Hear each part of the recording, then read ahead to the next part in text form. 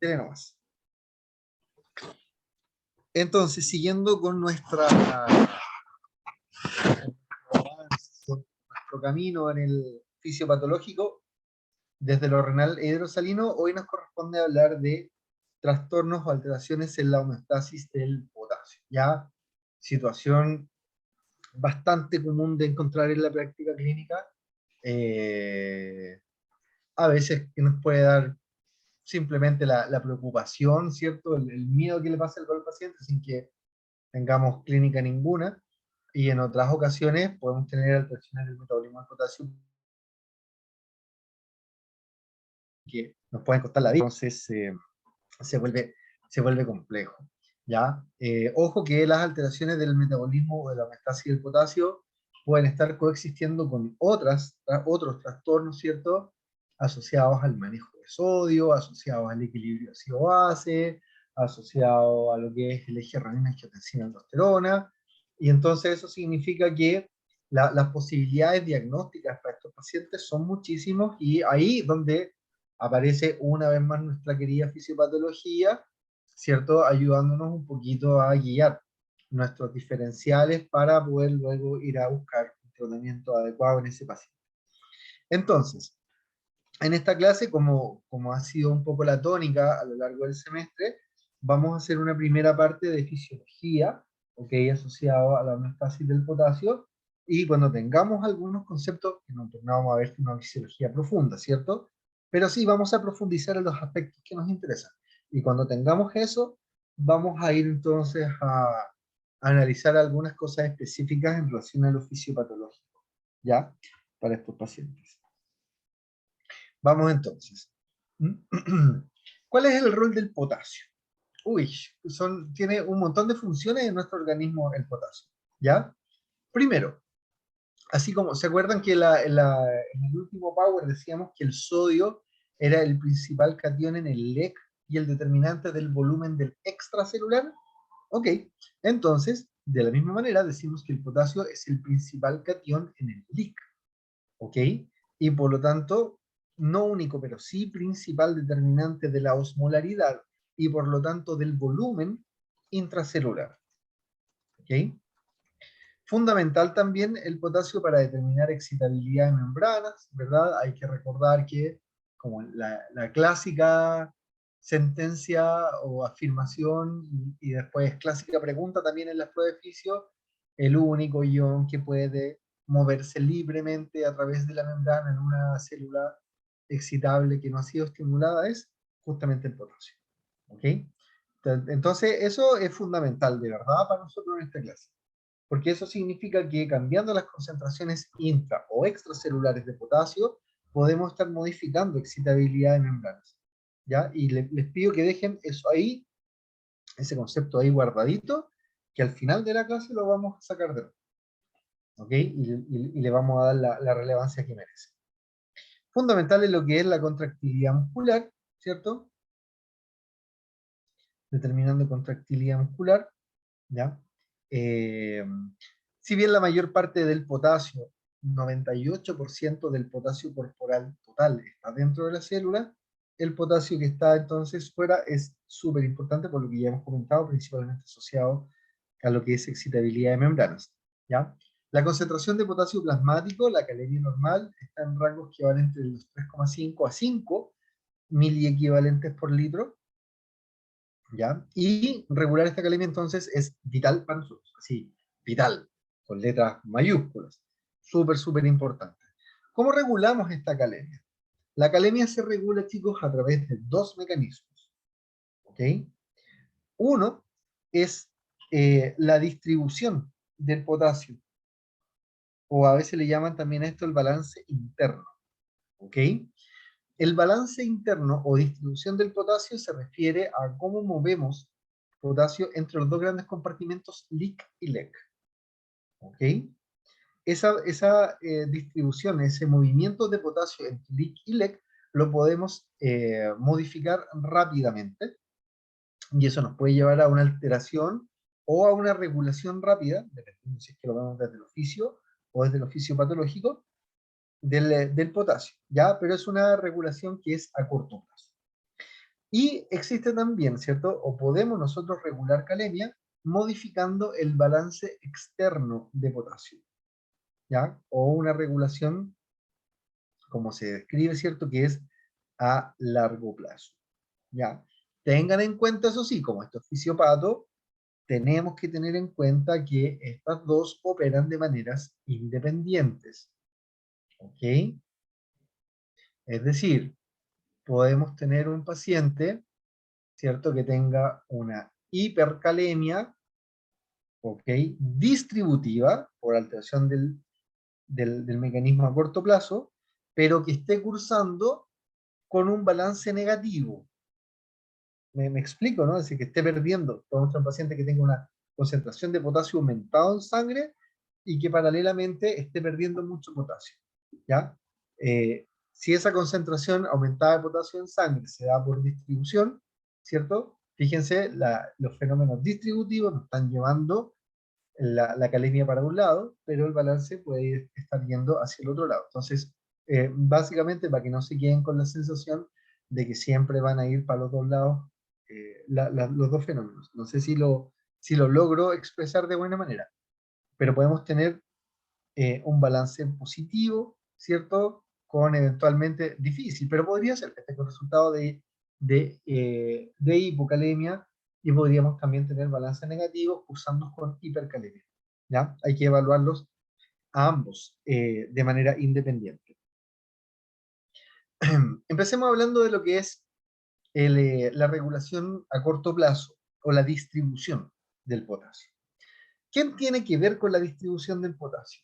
¿Ya? Súper importante, la sodio-potasio ATPase.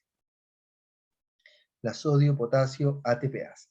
Entonces, aquí lo que estamos viendo, ¿cierto? Es la actividad de esta bomba representada aquí por este hexágono. Y lo que estamos viendo es que, ¿cierto? Un dato un freak que no es tan freak, pero que uno ya se lo sabe y lo pregunta siempre. Estamos sacando 3 iones sodio, metiendo 2 potasio a la célula, ¿ya? O sea, a mayor capacidad de trabajo de esta sodio y potasio ATPasa, eso significa que vamos a mover más potasio desde el LEC hacia el LIC, ¿ya? Al contrario, si la sodio y potasio ATPasa trabaja poco, vamos a tender a acumular más potasio en el LEC, ¿ok? ¿Qué nos puede llevar a... ¿Qué nos puede llevar a modificar la actividad de la sodio y potasio ATPasa? Aquí nos aparece, por ejemplo, receptores de tipo beta, ¿ya? Y efectivamente los receptores de tipo beta, la actividad catecolinérgica sobre receptores beta, nos lleva, ¿cierto? Vía pKa a un aumento de la actividad de la bomba sodio y potasio y por lo tanto aumenta su actividad y eso se traduce en entrada de sodio a la célula, ¿ya? Cosa importante por términos de manejo, ¿ya? En términos de manejo esto puede tener harta relevancia. Miren acá, insulina. ¿Ya? Como parte de su vía metabólica, insulina también aumenta la actividad de la sodio-potasio ATPasa. ¿Ya? Eso significa que a un paciente con hipercalemia también podríamos ayudar nosotros a controlar rápidamente su calemia con alguna cierta cantidad de insulina, ¿cierto? Calculado obviamente para ese paciente. Sabemos eso sí que insulina induce expresión de los GLUT4 en membrana, ¿ya? Lo comento porque si el día de mañana hacen eso, tengan la precaución por favor de administrar esa insulina con glucosa, porque si no van a meter harto potasio al interior de la célula y van a meter harta glucosa al interior de la célula y podemos terminar con un paciente hipoglicémico que no es la idea, ¿ya? Hay otra hormona que es bien importante ahí, que no aparece acá, pero que la nombro igual, que es aldosterona, ¿ya? Aldosterona es súper importante, ¿ya? Cuando empieza a aumentar la calemia, por ejemplo, después de una ingesta, se produce un aumento de aldosterona y aldosterona no solamente favorece la reabsorción de sodio y excreción de potasio a nivel renal, ¿cierto? Que es como lo clásico que uno aprende en fisio, sino que la aldosterona estimula la sodio y potasio ATPasa en general en nuestro organismo y a través de ese fenómeno mete potasio de la sangre a la célula. Ese fenómeno es súper importante porque fíjense que después de una ingesta de alimentos ricos en potasio, Si no fuera por ese aumento de aldosterona, y de hecho no se sabe bien por qué se empieza a secretar tempranamente aldosterona, pero es así. Y si no fuera por esa secreción temprana de aldosterona, nos moriríamos todos, ¿sí? Porque dependiendo del tipo de dieta y la cantidad de dieta ingerida, podemos a veces meter más potasio a nuestro organismo en una ingesta que todo el potasio que tenemos en el LEC. ¿Cachai? Eso significa que si nosotros absorbiéramos todo ese potasio y no tenemos cómo manejarlo, la calemia subiría al doble y eso significa que estaríamos todos muertos. Todos muertos. Y sin embargo, nadie se muere después de una ingesta rica en potasio. ¿Por qué? Porque esta aldosterona nos permite entonces meter potasio dentro de la célula con la actividad de la sodio-potasio ATPase. ¿Profe, lo puedo ¿Ya? molestar? No, no puede. Al final de la clase, no, sí, podría nomás. ¿Quién Profe, es? lo que pasa es ¿Peña? que, sí, después Contame. de, cuando dijo que aumenta la ADH, dice, no solamente aumenta la reabsorción de sodio, La y, ADH, no, la aldosterona fiña. perdón. Ya, pero la cosa es que dijo que no solamente aumenta la reabsorción de sodio, sí, creo que haber Claro, escuchado algo más. ¿Qué más era? la excreción de potasio. Ah, ya, ¿Te gracias, acordáis profe. del mecanismo de acción Sí, del aldosterona? se me había Ahí, en olvidado, se me esta había clase olvidado. lo vamos a comentar más adelante. ¿Ya? Pero las células principales, acuérdate que favorece la expresión de unos canales que son los ENaC, pero después lo vamos a nombrar, porque en caso que no se acuerden. Favorece la reabsorción de sodio, pero por cada sodio que se reabsorbe, está el estímulo para secretar un positivo. ¿Ya? Y ese positivo, dependiendo de la condición, pero por lo general suele ser el potasio. ¿Cachai? Entonces, aldosterona, después de una ingesta, como aumenta aldosterona, uno empieza a producir una orina también que es más rica en potasio. Pero era eso, Feña. Ya, profe, gracias. Excelente. Cualquier cosa, interrumpe nomás, ¿ya? Otro fenómeno que nos lleva o que nos ayuda a controlar aquí el potasio rápidamente tiene que ver con el denominado intercambiador protón-potasio. ¿Ya? El intercambiador protón-potasio. Fíjense que se los puse aquí así como entre comillas, ¿ya? Porque no es una única proteína, sino que es un conjunto de proteínas que nos ayudan a hacer esto. Pero en general lo que ocurre es lo siguiente. Cuando aumenta la concentración de protones en el LEC, por ejemplo, frente a una acidosis metabólica, ¿qué ocurre? El pH cae, ¿cierto? Cuando el pH cae, se echan a andar mecanismos que regulan eso. Entonces, se activa este famoso intercambiador. Y en términos simples, para explicarlo, lo que hace el intercambiador es agarrar protones del LEC, meterlos al LIC, y agarrar protones del LIC, perdón, agarrar potasios del LIC y llevarlos al LEC. ¿Sí? Entonces, metemos un protón desde fuera, valga la redundancia, y sacamos un potasio, obvio, desde dentro, ¿sí? Valga también la redundancia. Entonces, cosa relevante, ¿por qué? Porque eso nos lleva a que los pacientes con acidosis metabólicas, ¿cierto? Tienen una tendencia al desarrollo de las hipercalemias, ¿ya? Al contrario, si se produce una alcalosis metabólica, aumenta la concentración de protones o empieza a aumentar la concentración de protones en el LIC versus lo que ocurre en el LEC. ¿Qué ocurre en esa condición? Agarramos protones desde el LIC, los llevamos hacia el LEC. Pero ahora agarramos potasios desde el LEC y los llevamos hacia el LIC. ¿Ok? Eso quiere decir que frente a un cuadro de alcalosis, en este caso metabólica, tienden a producirse fenómenos del tipo hipocalemiantes. ¿Ya?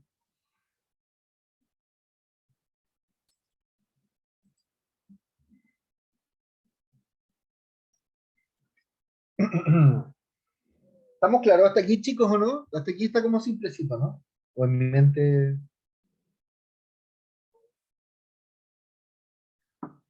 o en mi mente hasta aquí está como simplecito. ¿Gente? ¿Todo ¿Todo bien, bien? profe? ¿Todo bien? Ya.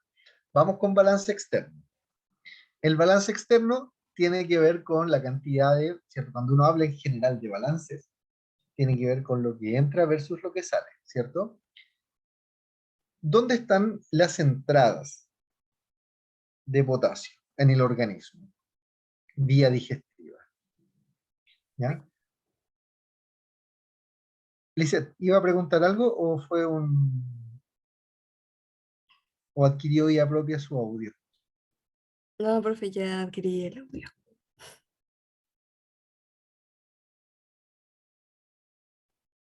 No le escuché, pero parece que, No, fue un que... accidente, profe, perdón, que ando Ah, metiendo ya. mano al teclado. Ok, ya. Aquí dice, fíjense, potasio intake, la ingesta de potasio, 120.000 equivalentes por día, pero es súper variable, ¿ya? En promedio se dice que ingerimos entre 50 a 150.000 equivalentes de potasio por día, entre 50 a 150. Pero una persona que tenga una dieta rica en vegetales y verduras puede tener ingestas diarias, cáchense esta, puede tener ingestas diarias de hasta 400.000 equivalentes en un día.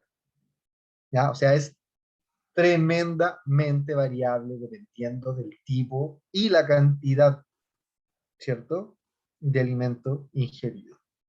Eso en relación a la ingesta. ¿Por dónde sale el potasio? ¿Sí? El potasio puede salir por glándulas sudoríparas, pero muy poco, ¿ya? Entonces, como que no se consideran a las glándulas sudoríparas, pero más o menos un 5%, ¿ya? Se puede perder por ahí.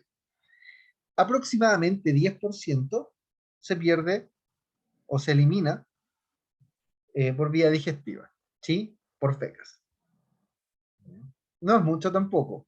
Ojo, en pacientes con enfermedad renal el colon se puede transformar en un efector de aldosterona y ahí puede aumentar ese 10%. Pero anda por ahí, ¿ya? El riñón, entonces, acá aparece como el gran, no el único, pero el gran responsable de controlar el balance externo de potasio. ¿Ok? Este es entonces para nosotros el órgano más importante en términos de manejo de potasio. ¿Ya? Eh, entonces, vamos con el riñoncito. ¿Cómo es el manejo renal de potasio?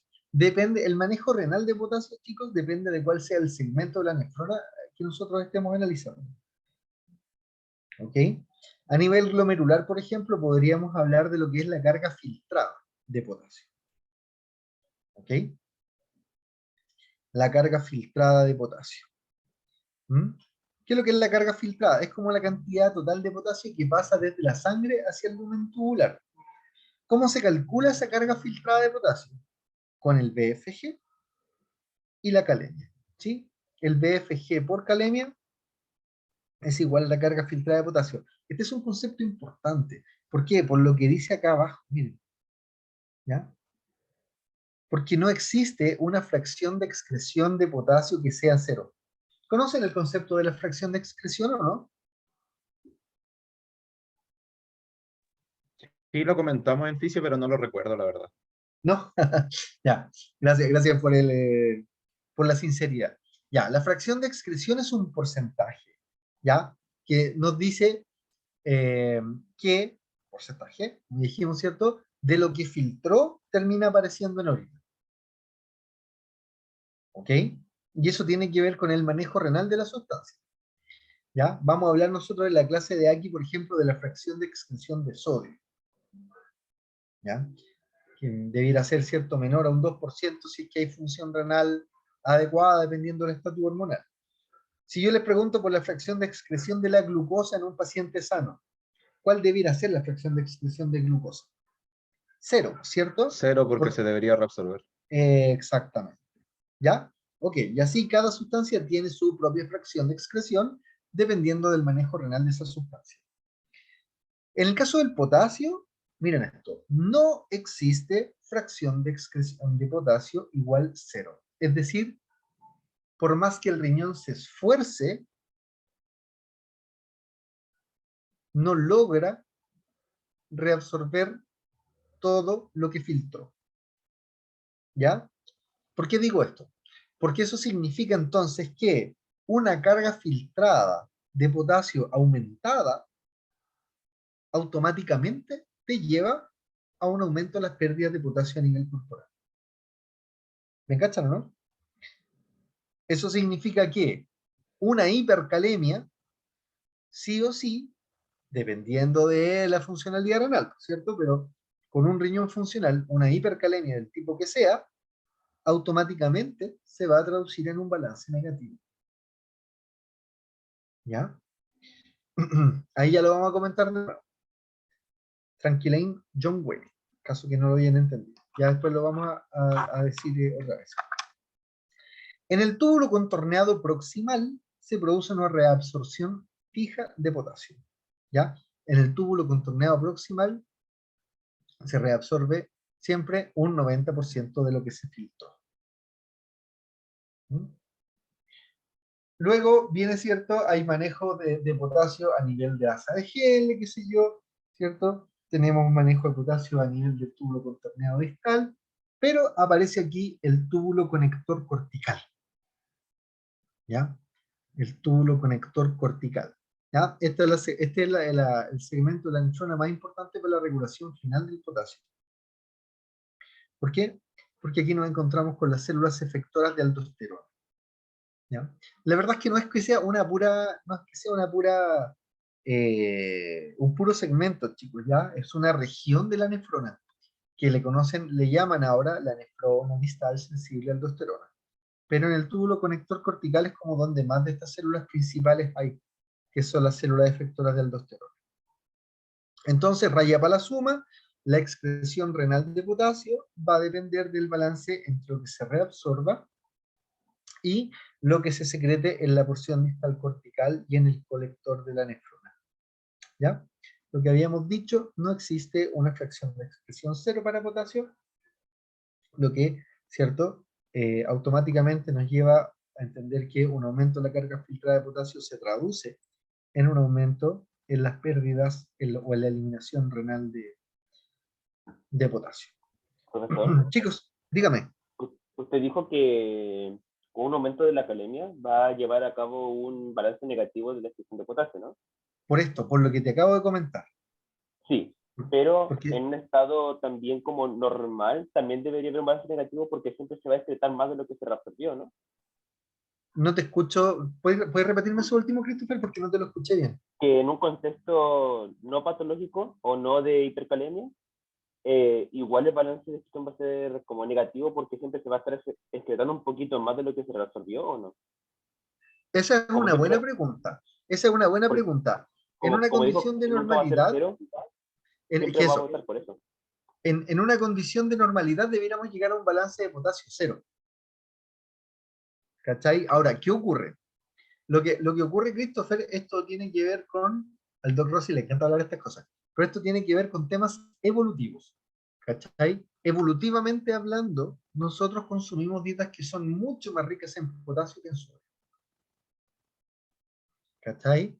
Y entonces como el potasio en exceso en el LEC nos puede matar, el riñón ha evolucionado durante millones y millones de años para transformarse en un excretor de potasio. ¿Cachai? De ahí la facilidad que tiene el riñón para perder potasio en términos de funcionalidad normal. ¿Ya? Como viste tú ahí, la cantidad de potasio que uno puede ingerir es súper variable, pero mira, si tomamos incluso este valor promedio, 120 mil equivalentes por día, en un día ya estáis metiendo casi el doble del potasio que tienes en el extracelular. ¿Cachai o no? Tomando una ingesta promedio. O sea, eso significa que el riñón tiene que estar siempre con una gran tendencia a la eliminación de potasio, ¿cachai? Justamente para mantener al sujeto en balance cero y para controlar la calemia en ese individuo. No sé si te Comprendo. respondí, Christopher. Sí, se entiende. Y eso mismo va a pasar aún así en una dieta deficiente de potasio. Por ejemplo, usted dijo puede ser también entre 50 y 150. Y si una persona ingiere 50, ¿aún así va a necesitar más potasio o no tanto? Esa es una buenísima pregunta. Efectivamente, si tú tienes una dieta deficiente en potasio, ¿cachai? A lo largo del tiempo vas a caer en una hipocalemia. Perdón, Es súper bien, hubo un súper bien. caso, Al tiro. ¿Por qué? Porque en esta dieta deficiente en potasio, si el riñón se ve forzado a reabsorber mucho potasio, lo va a hacer. Pero en ningún caso vamos a poder tener esta fracción de expresión cero. ¿Cachai? Entonces siempre algo de potasio. Así como que, de acuerdo a lo que yo he leído, fíjate en libros de fisiología médica, la fracción de excreción de potasio, lo más bajo, más bajo que puede llegar, hasta como un 3%. eh, un, ¿Cachai? po- un poco con lo mismo que está hablando el doctor Quesada. Yo siempre hago el comentario de esto que es imposible no botar potasio por el organismo. Es tan fuerte así que hace algunos años atrás, ya han pasado hartos años, no me acuerdo si 10, 15 años, pero ustedes pueden buscarlo en los diarios, hubo una partida de una alimentación enteral que, no sé si ustedes cachan, alimentación enteral son estos polvos que se reconstituyen, que son como leche, le llaman muchas veces papillas, que se meten por sonda. Esta alimentación enteral era para Una dar fórmula, claro. una fórmula, fue dada en niños de distinta edad y algunos adultos que no podían tragar, por lo tanto le daban por sonda esta papilla. El problema es que hubo un problema en una partida que no le pusieron potasio, se equivocaron y la fórmula no le pusieron potasio. ¿Cachai lo que estamos hablando? En un mes, o sea, imagínense, no estamos hablando de una gran reserva, en un mes hubo como 10 o 12 muertos, ¿ya? Esto pasó en Chile, gran parte en Santiago, porque las partidas eran de distribución acá, pero imagínense la importancia, o sea, una persona si no come potasio en un mes ya tiene posibilidad de fallecer porque justamente el organismo no tiene la capacidad de no perder potasio, o sea, la orina siempre va a ir con un poco de potasio. Entonces, es tanto así que si ustedes no comen potasio, simplemente no pueden en un mes estar muertos. Yo digo un mes porque es poco tiempo, para que vean lo relevante que es. Y por suerte, la mayoría de la comida tiene harto potasio. O sea, por ejemplo, ustedes se toman un juguito de naranja, harto potasio, un tomate, harto potasio, etcétera, etcétera. O sea, la mayoría de las comidas, y sobre todo la comida, bueno, la carne también, la mayoría de los alimentos trae potasio. Entonces, eso hay que tenerlo bien claro. O sea, no necesitan estar una persona normal preocupándose del potasio, porque con la ingesta habitual tiene potasio de sobra, ¿ya? Y por eso se hicieron los mecanismos para absorber algo que teníamos mucho cuando éramos cavernícolas y andábamos comiendo frutos, sobre todo las frutas traen mucho, y todo lo contrario, no tenían sodio, porque el sodio era lo difícil de tener. Entonces, el sistema, desde el punto de vista de eficiencia, hicieron un sistema para retener el organismo, un sistema para retener sodio que no había, que no habían fuentes de sodio importantes, y perder el potasio que sí era muy abundante. Y obviamente por eso, entre comillas, uno dice por qué aparece en el fondo la aldosterona, es porque logra esa doble función, botar lo que tenían en exceso con la comida, que era potasio, y recuperar lo que había en déficit, que era el sodio. Ahora, esto era lo fisiológico. ¿Qué pasa en la vida moderna? Hay potasio y sal por todos lados. ¿Se entenderá? Porque cuando comemos tenemos potasio, pero bueno, las comidas, ya esa falta de ingesta de sal se resolvió y sal actualmente se obtiene un barata, que todo lo contrario, como es rica, entre comillas, se ocupa en exceso en las comidas y ahora tenemos mucha sal y no sabemos, el riñón no sabe bien, o sea, tiene muchos mecanismos, pero en el fondo la sal, la cantidad de ingesta de sal actualmente es un problema grave de salud pública. ¿Ya? Eso, comentario, perdón lo largo, pero ya, eso. Ok, Doc, muchas gracias. Yo aproveché, fíjese, ir a buscar mi tazón con cafecito. Mejor todavía que aprovechar. Mejor. Eso. Muchas gracias, Eso profesor. ya lo... ¿Qué pasó? ¿Alguien? ¿Máximo? ¿Fuiste tú? No, dije muchas gracias. Ahí me quedó un Ah, poco más ya, claro. Christopher. Sí, fue Christopher. Ya. Entonces, estábamos hablando, ¿cierto?, del manejo renal de potasio desde lo fisiológico, y les decía yo que hay un segmento de la nefrona, o una región, que se le conoce como la nefrona distal sensible a aldosterona, y en esta región nos encontramos con unas células que son las células que responden a esta hormona y que son las células principales. ¿Ya? ¿Cuál es el efecto de aldosterona? Fisiológicamente hablando a nivel renal, tiene que ver con la expresión de los ENaC, no sé si los conocen, son los canales epiteliales de sodio, ¿ya? Los epithelial sodium channels, los canales epiteliales de sodio.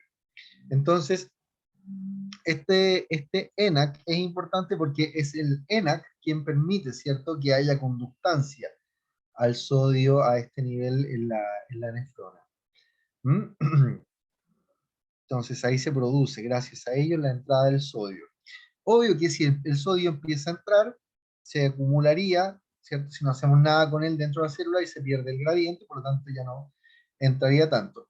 Entonces, la propia aldosterona también favorece el aumento de la actividad de la bomba de sodio y potasio en la membrana vasolateral, ¿cierto? Y entonces esta bomba de sodio y potasio vasolateral saca al sodio, ¿cierto? Si lo pensamos así como muy simplistamente, al sodio que entró gracias a ENaC y nos ayuda a mantener una gradiente de concentración baja, o perdón, una concentración baja y una gradiente de concentración alta en la célula respecto del lumen, ¿ok?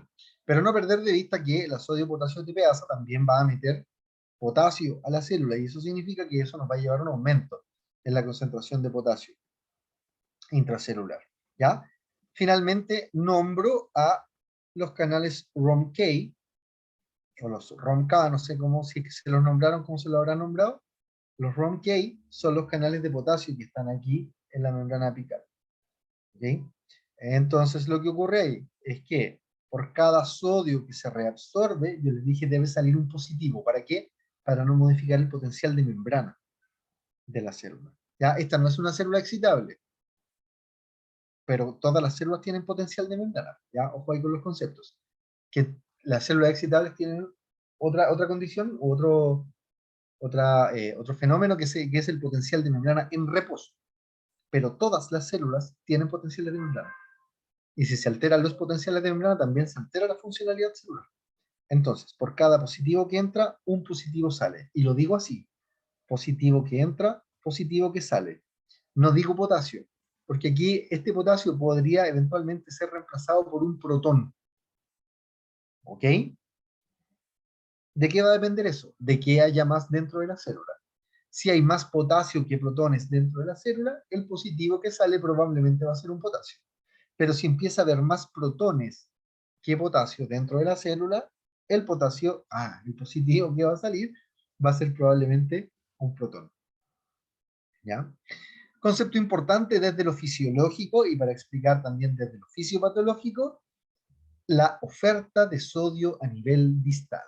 ¿Ya? ¿Cuánto sodio llega a esta porción de la nefrona? ¿Por qué? Porque evidentemente si llega poco sodio, tengo poca capacidad de reabsorción de sodio y por lo tanto poca capacidad de excreción de potasio. ¿Ya? Y al contrario, si tengo una oferta de sodio aumentada, ¿cierto? Voy a hacer trabajar más al ENaC y por lo tanto va a salir más potasio por el ROMK y voy a tener mayor secreción distal de este potasio. ¿Ya? Esta oferta de sodio a nivel distal entonces puede ser modificada por estados hipovolémicos. Aquí esto yo se los podría preguntar ya. ¿Cómo estará la oferta de sodio a nivel distal en un paciente hipovolémico? De acuerdo a nuestras clases anteriores. Aumentada, normal o disminuida.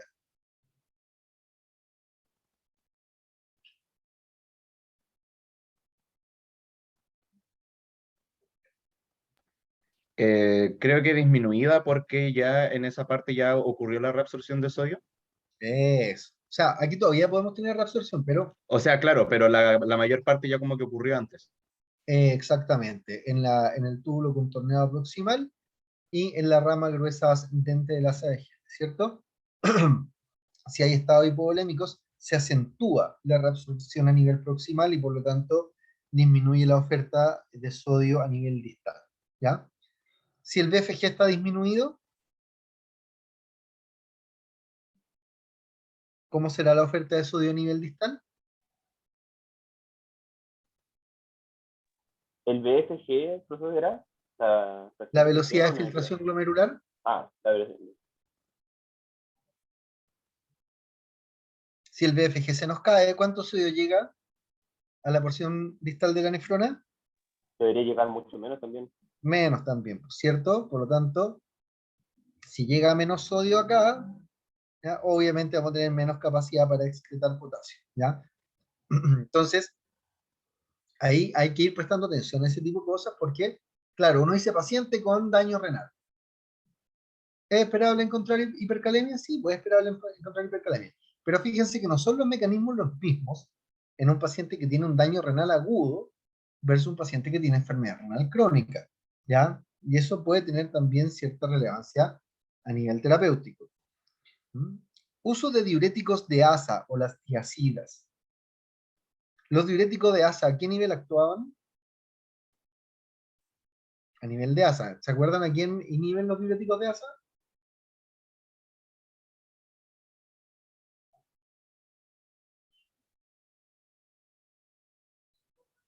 Vamos chicos, estas son cosas que ustedes se tienen que saber. No sé si ahora, ya, pero cuando estén estudiando para la prueba tienen que prestar atención a estos detalles, porque siempre se preguntan. Profe, no me acuerdo, yo me lo aprendí el segundo, estoy seguro, pero ya se me olvidó. Ya, los diuréticos de ASA inhiben al NKCC2. ¿Dónde está expresado el NKCC2? El otro día lo hablamos.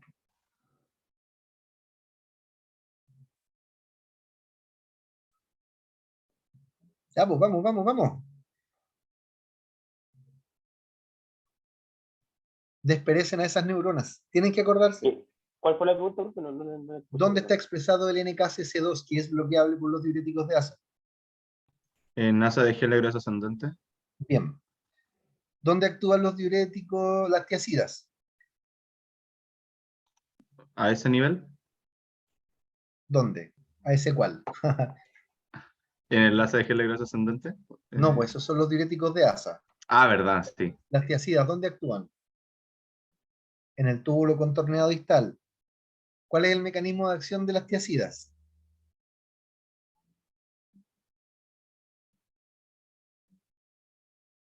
¿No? Ya, anoten ahí. No, profe, no sé. Bloquean, inhiben o bloquean al NCC.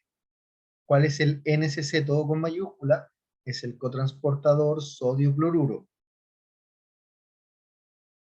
Entonces, la pregunta para el $1.000.000 es: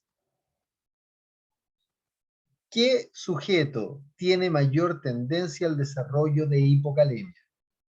¿Un paciente tratado con un diurético de ASA o un paciente tratado con tiacida? Los de asa por inhibir la reabsorción del potasio.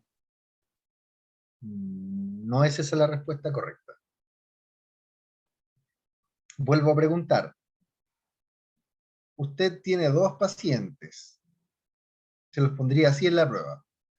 Llega a su consulta una pareja de hermanos gemelos, misma genética, criados igual, mismos factores de riesgo, todo igual, misma dieta.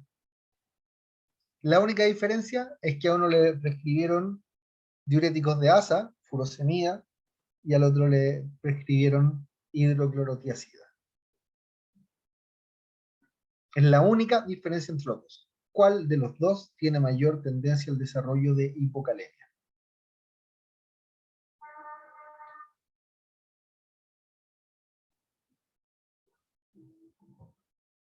¿No? Profesor, Ya. ¿no debería ser quizás los tiacidas? ¿Las Por el tiacidas tema de dice que usted? al no estar No sé, pues resolviendo, quizá, al es final que se va a quizá yo estoy estar haciendo una excretando más pregunta que no nomás. tiene respuesta. Si me justificáis, Christopher, me encantaría. lo que estaba pensando es que al poder, por ejemplo, resolver el sodio por la bomba, también se tiene que sacar el potasio, pero como no, después de eso no hay otra forma de poder resolver potasio, lo vas a eliminar y va a haber una hipocalemia. No, no es que esa es la respuesta. Entonces, no sé. Ya.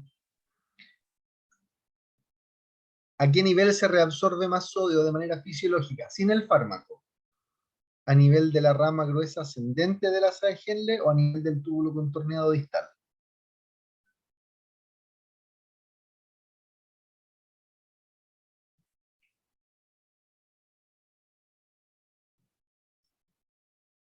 Chu.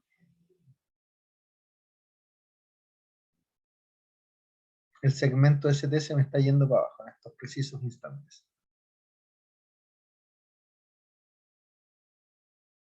¿A qué nivel de la nefrona se reabsorbe más sodio, fisiológicamente hablando? ¿En la rama gruesa ascendente o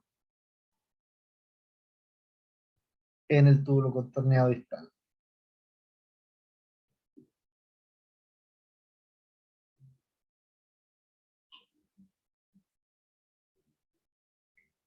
En la rama gruesa ascendente. Eso. ¿Por qué? Porque a más proximal, más reabsorción de sodio. ¿Ya? ¿Cuál es la región donde más sodio se reabsorbe en la nefrona? El túbulo contorneado proximal. En el contorneo proximal, eso es lo único que sabía. Eso. Sí, entre el 65 y el 70% del sodio se reabsorbe ahí. Luego, en la rama gruesa ascendente de G, ¿ya? 20-25%. Después viene el túbulo contorneado distal, después viene el túbulo conector, después viene el túbulo colector. ¿Ya? Y va bajando, bajando, bajando, bajando. Por lo tanto, repito una vez más mi pregunta. Sabiendo que furosemida actúa a nivel de ASA y que la hidroclorotiazida o las tiazidas como grupo actúan en el túbulo contorneado distal, ¿cuál de los dos pacientes, el que recibe furo o el que recibe tiazida, tiene más tendencia al desarrollo de hipocalemia?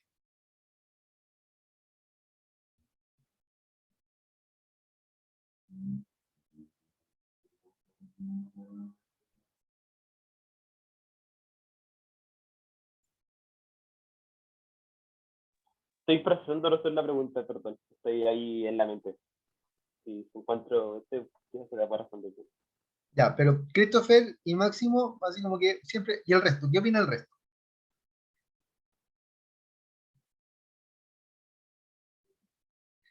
¿Qué opina el resto? ¿Cuál de los dos pacientes va a tener más tendencia al desarrollo de hipocalemia? ¿El tratado con furo o el tratado con tiazida?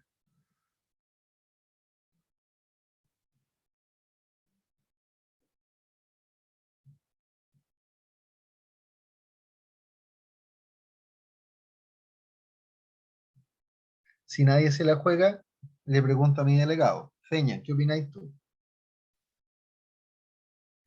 De hecho, yo estaba esperando que no me preguntara a mí, porque estoy flipando un poco. Anoté algo de las tiazidas que dijo que inhibían al NSC, Ajá, pero no lo logro relacionar, en verdad. Estoy un poco perdido.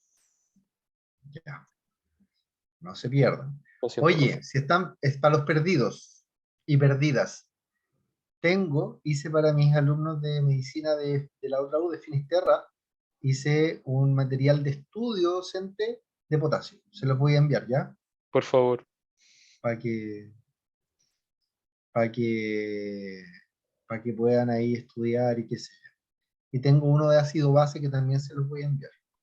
Profe, aquí por interno me dice un compañero que tiene una teoría. ¿Qué tiene qué? Tiene ahí una teoría de qué podría ser un compañero. Pero juéguensela, po. No por Es interno, por que me externo. da Vamos, miedo, profe. dale.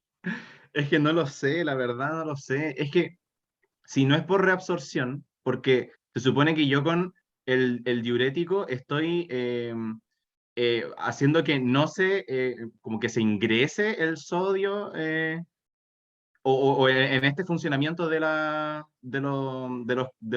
transportadores, como lo estoy bloqueando, no puedo hacer ese como intercambio a nivel D, entonces voy a tener más tendencia a botar más potasio, o sea, a botar menos potasio, si es que estoy bloqueando la reabsorción del sodio, porque no tendría por qué motivo sacar potasio en ese caso, en alguna de las dos secciones. Eso nos lleva a que tu respuesta sería ¿cuál?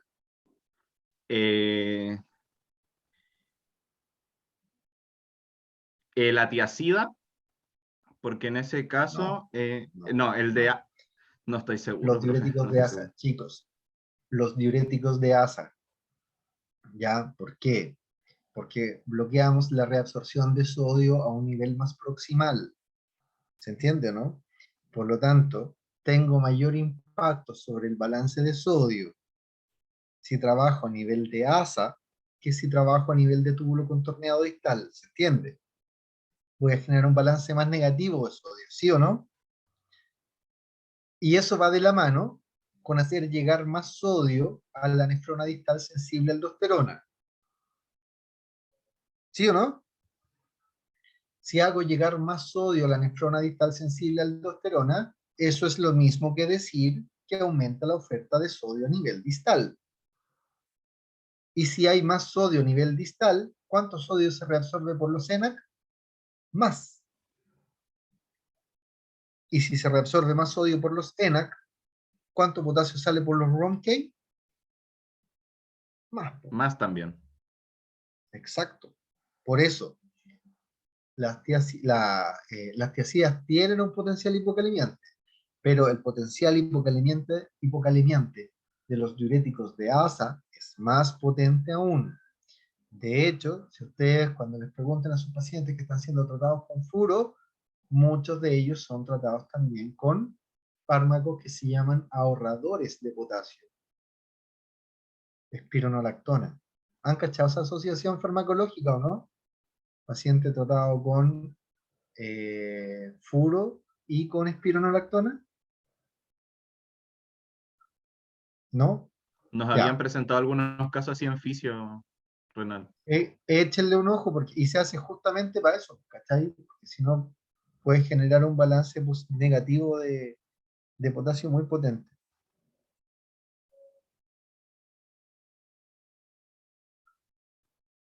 Ay, ay, ay. Doc Rossi, ¿algo que comentar? No, no, ya lo has dicho, ¿no? Ya. Sí, yo, con uno que se espante, eso es suficiente. No,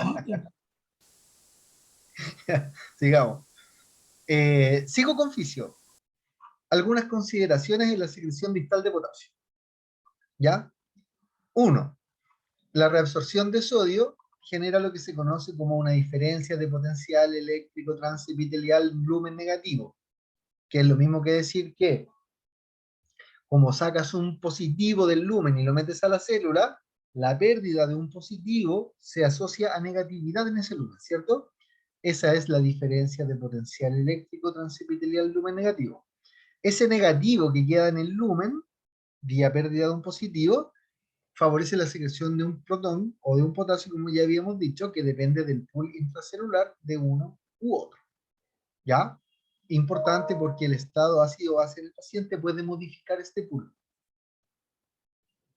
¿Ya? Tercero, la velocidad de flujo tubular también es relevante acá, ya que hay una gradiente de potasio y puede transformarse en una vía de pérdida. ¿Qué significa eso?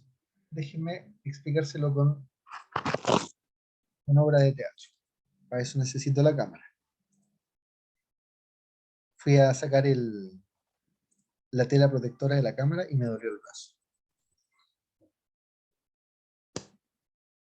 Pinche vacuna moderna. Hoy está doloroso moverse. Ya. Célula tubular. Espérense. Aquí. Célula tubular, lumen. ¿Sí? Célula tubular, orina circulante. ¿Qué quiere decir el punto 3? El punto 3 quiere decir lo siguiente, que debemos recordar que los ROMK que están expresados en la membrana apical son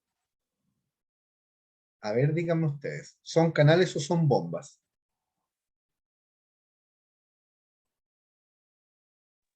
¿Cuál fue la pregunta, profe? ¿Los ROM-Key son canales o son bombas? Son canales. ¿A qué tipo de transporte obedecen? O al de canal, perdón, el transporte por difusión. Eso. Donde hay mayor ¿Cuál? concentración, donde hay menor. De donde hay mayor concentración a donde hay menor. Ya, eso se llama transporte, Difusión simple o pasiva. Sí, difusión difusión simple, transporte pasivo, ¿cierto? Ok. simple. Sí. Piense usted que la orina va circulando lentamente acá, por debajo. Aquí. Entonces, sale potasio, sale potasio, sale potasio por los ROM-Key, pero no puede salir eternamente potasio. ¿Por qué? Porque va aumentando la concentración de potasio acá. ¿Me siguen o no? En el lumen tubular. Y si va aumentando la concentración de potasio aquí en la orina, va a ir perdiendo gradiente. Y como vas perdiendo gradiente, hay menos tendencia a la salida de potasio. ¿Sí? Sí, se Ok. comprende. ¿Qué pasa ahora si la velocidad de flujo es más rápida? Si la velocidad de flujo es más rápida, es mucho más difícil aumentar la concentración acá abajo, porque el potasio sale y se te escapa. Potasio sale y se te escapa. O sea, cuando aumenta la velocidad de flujo, acá en la porción distal de la nefrona, eso implica que es muy difícil aumentar su concentración de potasio. Entonces Y la eso va gradiente de como la... que nunca disminuye. Exactamente. Por lo tanto, hay un eterno, yo digo eterno hasta que dure el tema de la velocidad del flujo, ¿ya? O sea, hay un eterno gradiente de concentración aumentado. Y en esa condición, la tendencia a la salida de potasio es mayor. ¿Ya? Eso significa que cualquier condición que nos lleve a aumentar la velocidad de flujo tubular se puede transformar en una vía de pérdida de potasio por el fenómeno que estamos explicando. ¿Ya? Paciente Entonces, profesor, tratado. eso se traduce que un paciente va a tener una mayor tendencia a la hipocalemia. O al menos al balance negativo. Ya, ya bien. O al menos al balance negativo, Christopher. Pero sí, muy bien. ¿Ya? Eso.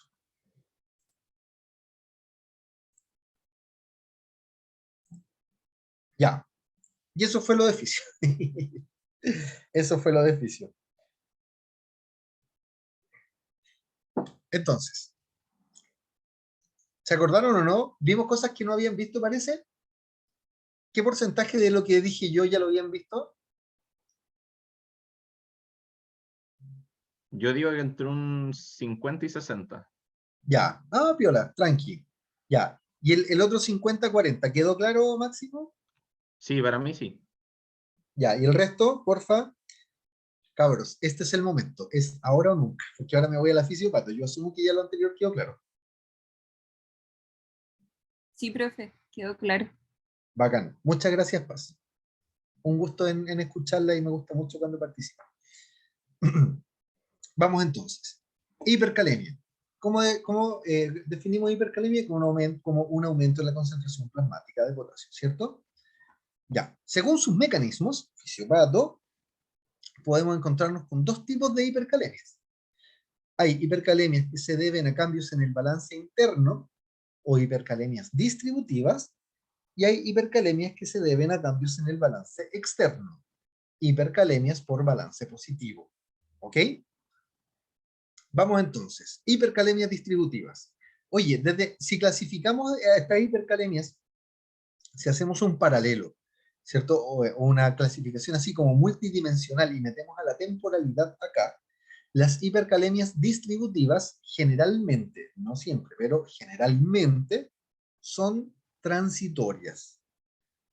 ¿Ya? No tiene que ver mucho con la causa, pero suelen ser más bien transitorias o transientes, como les gusta a veces decir a los que, ¿cierto? Usan o solemos usar muchas palabras gringas en nuestro lenguaje. Posibilidades acá. 1. Entrada reducida a la célula. Déficit de insulina. ¿Ya? ¿Cómo nos podríamos aproximar a eso? Aquí hay una hipercalemia porque entra poco porque entra poco potasio a la célula en un paciente con déficit de insulina. ¿Qué otra cosa iríamos a buscar? Diabetes tipo 1. O hiperglicemia, ¿por cierto? Porque diabetes Claro. tipo 1 es un tipo de diabetes, ¿cierto? Claro. Hay otros. ¿Ya? Segundo, destrucción de tejidos. ¿Ya? Destrucción de tejidos. Claro, ya lo habíamos dicho. 98% del potasio corporal está dentro de las células. O sea, hay mucho más potasio en el LIC que en el LEC. Eso significa que si se produce necrosis, ¿cierto? Particularmente cuando son necrosis masivas, ese potasio de las células que se rompieron se libera, pasa al extracelular y por supuesto que nos va a llevar a tener un aumento de la concentración plasmática de potasio. ¿Ya? Apoyo con bioquímica clínica, dice ahí. Claro, por ejemplo, los niveles de LDH, ¿ya? Que nos hablan, ¿cierto? De destrucción celular. ¿En qué condiciones podríamos tener destrucción de tejidos, chicos?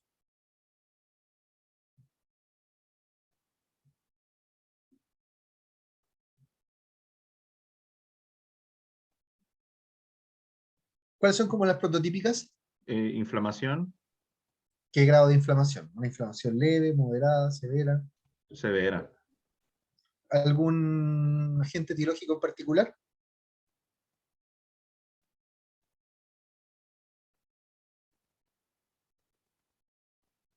¿No? Ya, yo lo digo. Sepsis. ¿Ya? Sepsis. Sí, Politrauma. estaba pensando en decirle algún tipo de infección específica, pero no. Sí. Pero sí. Pero como condición global, sepsis. Politrauma, el gran quemado. ¿Ya? Son como las tres. Hay otras condiciones también, ¿cierto? Pero son como las tres básicas que tenemos que conocer para explicar destrucción de tejido. ¿Ya? Al doc le gusta nombrar aquí siempre el síndrome de lisis tumoral. También puede ser. ¿Ya? 3, acidosis metabólica. Ya lo habíamos dicho por el tema del, entre comillas, intercambiador protón-potasio. ¿Ok? Y aquí se sabe que, fíjese, por cada cambio de 0,1 en el valor del pH, se produce una disminución, perdón, un aumento de 0,6 miliequivalentes por litro de potasio. ¿Ya? Eso está bien estandarizado, bien establecido, bien estudiado. ¿Ya? 1, 2, 3, 4. Condiciones de hiperosmolaridad. Claro, cualquier condición que genere hiperosmolaridad se va a asociar a hipercalemia. ¿Me escuchan? Dice aquí que mi conexión es inestable. ¿Se escucha bien, profe? Ya. Otra más. Pseudohipercalemia asociada a hemolisis. A hemolisis en la toma de la muestra. ¿Ya? Pero ahí los van a llamar del laboratorio. Porque su paciente tiene una calemia de 10. Y ahí usted va a saber que no. Sí, pues si no, ese paciente estaría muerto. Ahí probablemente lo que ocurrió es que se lisó la muestra. Entonces hay que repetir. ¿Ya? Otra, fármacos. Beta bloqueo, intoxicación por digitálico, ¿sí? Succinilcolina en pacientes con daño renal. ¿Ya? También nos pueden llevar a hipercalemia.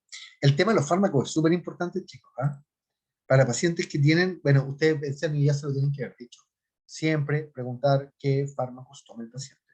Pero en trastornos de calemia, ¿sí? Hacer la pregunta dirigida ya es súper importante. Segundo, hipercalemia por balances externos positivos. ¿Cómo llegamos a un balance externo positivo? Dos posibilidades. Una ingesta aumentada. Ya. Pero ¿sabe qué? Si su paciente tiene un riñón funcional, no va a ser. No va a hacer hipercalemia. No con riñón funcional. ¿Se acuerdan cuando yo les decía que no existe una fracción de excreción igual a 0 de potasio? Lo más bajo es 3. 3, 2, así como que ya cuando el riñón se volvió loco reabsorbiendo potasio. Pero puede ser tan alta la fracción de excreción que puede llegar hasta 180 o 200%. ¿Ya? O sea, eso quiere decir que cuando el riñón se lo propone, puede eliminar todo lo que entró Puede eliminar todo lo que filtró y más aún. ¿Ya? Entonces, una ingesta aumentada, poco probable que nos lleve a un balance externo positivo en un paciente con un riñón funcional. Sin embargo, en pacientes que tienen enfermedad renal crónica terminal, ahí sí podríamos tener, ¿cierto?, hipercalemias severas por esta ingesta aumentada. ¿Ya? Sobre todo si el paciente no se está dializando, si no cumple con su programa de diálisis, ¿cachai? O qué sé yo, o tiene ingestas altas entre las diálisis, también puede ser. ¿Ya? B. Excreción renal reducida o disminuida. ¿Ya? ¿Cómo explicamos esto? Podría ser por un cuadro de hipoaldosteronismo, primario o secundario. Podría ser por un cuadro de insuficiencia renal, un riñón severamente dañado, por eso puse insuficiencia y no daño renal o enfermedad renal. Y, de nuevo, fíjense, nos aparecen los fármacos. ¿Ok? Fármacos. Tablita, principales fármacos productores de hiperpotasemia o hipercalemia. ¿Ya? Que interfieren con la liberación y o secreción de aldosterona, los IECA, ARA2, inhibidores de renina, heparina, ciclosporina, tacrolimus, sobredosis de digital, algunos que inhiben la secreción renal de potasio, ¿ya? Los ahorradores de potasio que habíamos comentado, trimetoprim, pentamidina, L-arginina, ¿ya? Otros que desplazan el potasio al extracelular, beta bloqueo, intoxicación digitálica, bueno, eso claro, ahí están hablando de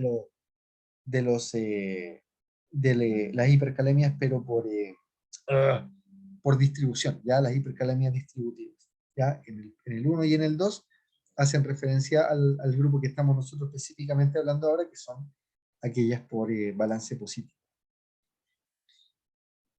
¿Cómo nos acercamos al diagnóstico? Porque una cosa es decir, mi paciente tiene hipercalemia, ya, ¿y debido a qué? Si eso, ¿cachai? Decir, mi paciente tiene hipercalemia, no necesitamos ser médicos, o médico veterinario en mi caso, ¿cachai? Es ver el informe del laboratorio y estamos. Ahora la cosa es saber por qué. ¿Cómo nos aproximamos entonces al diagnóstico etiológico? Fundamental aquí, la excreción urinaria de potasio en 24 horas. Pero eso es problemático, ¿cachai? Porque, primero, porque tenéis que esperar 24 horas. Segundo, porque tenéis que estar colectando orina, si tenéis que tener pacientes sondeados. ¿Ya? Pero en fin, si el riñón está sano, debiéramos al menos, estar excretando 100 mil equivalentes de potasio por día. ¿Ya? Ahora, como a veces es mucho tiempo de espera, hay que tomar decisiones rápidas con una muestra. ¿Cuál es el problema de la muestra? Varios, ¿cachai?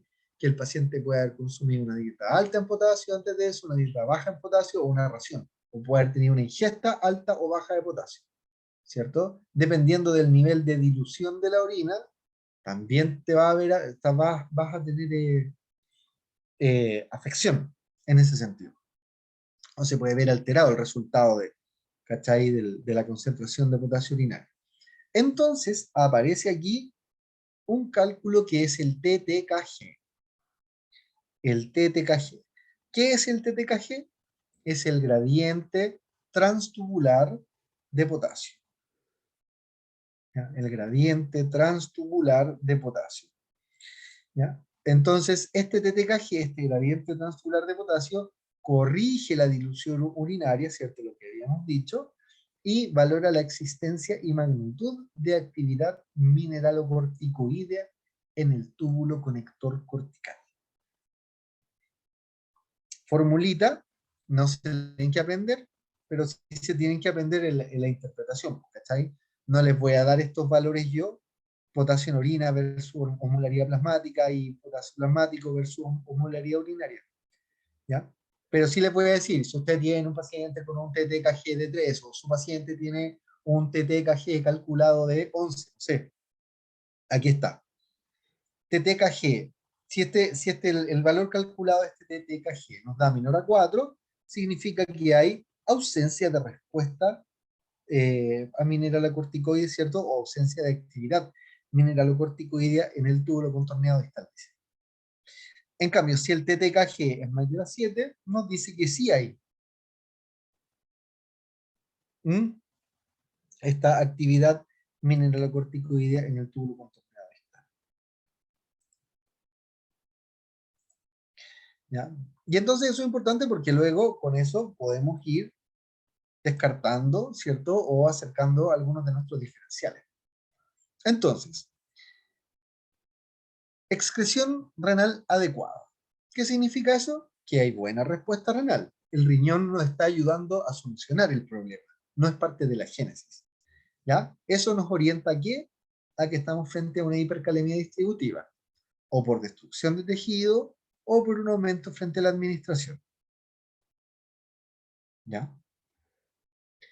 Si la excreción renal, en cambio, está disminuida, chuta, aquí se nos complica. Entonces, vamos a ver cómo está el BFG estimado para ese paciente.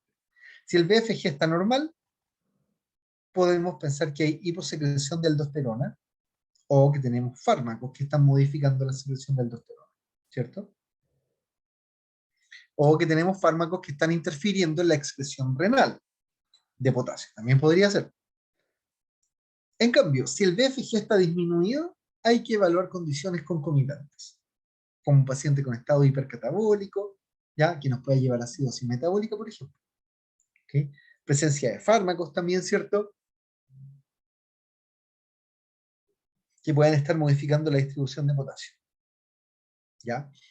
En ese sentido, ¿un BFG disminuido nos va a llevar al tiro a una hipercalemia? No. Fíjense que para que a consecuencia de la caída del BFG, al menos en un paciente agudo, eso se traduzca en una hipercalemia, miren lo reducido del BFG, cómo debe estar ese paciente, entre 10 a 15 ml por minuto, siendo que lo normal es 125. ¿Ok? Eso significa que la capacidad del riñón de manejar el balance de potasio es súper alto. ¿Ya? Tiene que estar severamente dañado ese riñón para que ese daño se traduzca en una alteración en el balance D. Factores predisponentes acá, BFG disminuidos, presencia de diabetes mellitus, ¿ya? Paciente tratado con diuréticos ahorradores de potasio.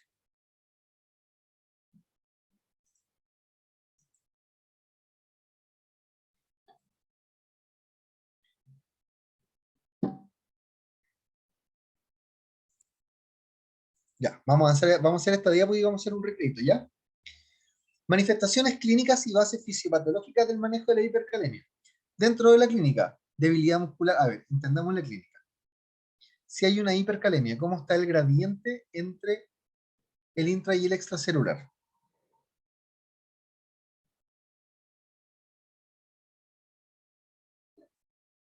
La gradiente está disminuida. ¿Cierto? Y por lo tanto, cuando vamos a calcular el potencial de membrana en reposo, ¿cómo va a estar el potencial? Hiperpolarizada. Al contrario, Ah, después, sí, tiene razón. va a estar despolarizado, ¿ya? O sea, la curvita, para el que no se lo imagina, se nos va a ir hacia arriba. Sí, profe, me confundí con el del sodio, que es al revés. Ya, no se preocupe, todo bien. ¿Ya? Vamos a estar en presencia de células excitables más despolarizadas de lo normal. Asociado a debilidad muscular, alteraciones en la conducción cardíaca, arritmias. ¿Ya? El manejo de esto. Frente a la presencia o a la sospecha de hipercalemia, lo primero, chicos, lo primero a hacer al paciente, electrocardiograma. ¿Ya? De hecho, el electrocardiograma manda en términos de la urgencia de tratamiento. O sea, si el paciente tiene alteraciones electrocardiográficas atribuibles al potasio, hay que hacer un manejo más intenso, rápido e intenso. Manejo de urgencia. Si el paciente no tiene manifestaciones electrocardiográficas, el tratamiento es diametralmente distinto. ¿Ya? Cuando hay entonces alteración electrocardiográfica, gluconato de calcio. ¿Ya? ¿Por qué gluconato de calcio? Porque eso estabiliza las membranas. ¿ya? Hace que la curva se nos vaya para abajo de nuevo. Sin embargo, acá hay un pero. Pero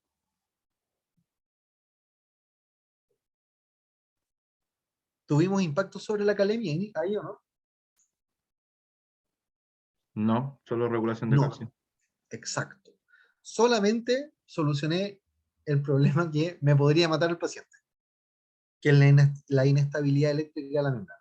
La estabilicé con el gluconato de calcio, bacán, súper bien. Pero no he modificado la condición de base, que es la hipercalemia. Entonces, algo hay que hacer con esa hipercalemia. Entonces, miren, salbutamol. ¿Se acuerdan que yo les decía? Fíjense cómo la estimulación de los receptores beta, Ah, beta 2. exactamente, cómo la estimulación de los receptores beta tiene impacto sobre la sodio y potasio ATPase. Ahí está, po. ¿Ya? Ahí la relevancia de esto. ¿Ya? Nebulización con salbutamol. Otro, insulina más glucosa, por lo que ya explicamos. ¿Ya? Si es que hay insuficiencia renal o si hay fracaso terapéutico frente a las dos anteriores, paciente a hemodiálisis. ¿Ya? Cayexalate, que es una resina de intercambio iónico, pero en el cuadro agudo no nos sirve. ¿Ya? En el cuadro agudo no nos sirve. O sea, es válido el cayexalate, pero el paciente crónico, no para el paciente agudo. Ahora, si no hay alteraciones electrocardiográficas, identificar y manejar la patología de base, restricción de potasio en dieta, ¿ya? Y aquí sí nos sirve la resina de intercambio iónico. Y en el fondo son sustancias que se unen al potasio y no le permiten ser absorbidas. ¿Ok? ¿No Y le aquí, permiten hacer qué, profe? No, no escuché bien. ¿ah? ¿Se Son unen al quelantes. potasio? Son quelantes de potasio, se unen al potasio y no le permiten no lo dejan absorber. Ya, ya, ya. O sea, el potasio se queda eternamente en el tubo digestivo. ¿Ya? Y aquí, como ya habíamos comentado, podríamos también utilizar diuréticos de ácido, por motivos que me imagino que ya todos están intuyendo. ¿Mm? Eso. Dudas, preguntas, consultas. ¿Todo bien? ¿Todo bien hasta aquí? Sí, profe, por mi Ya. parte sí. Les propongo un descanso de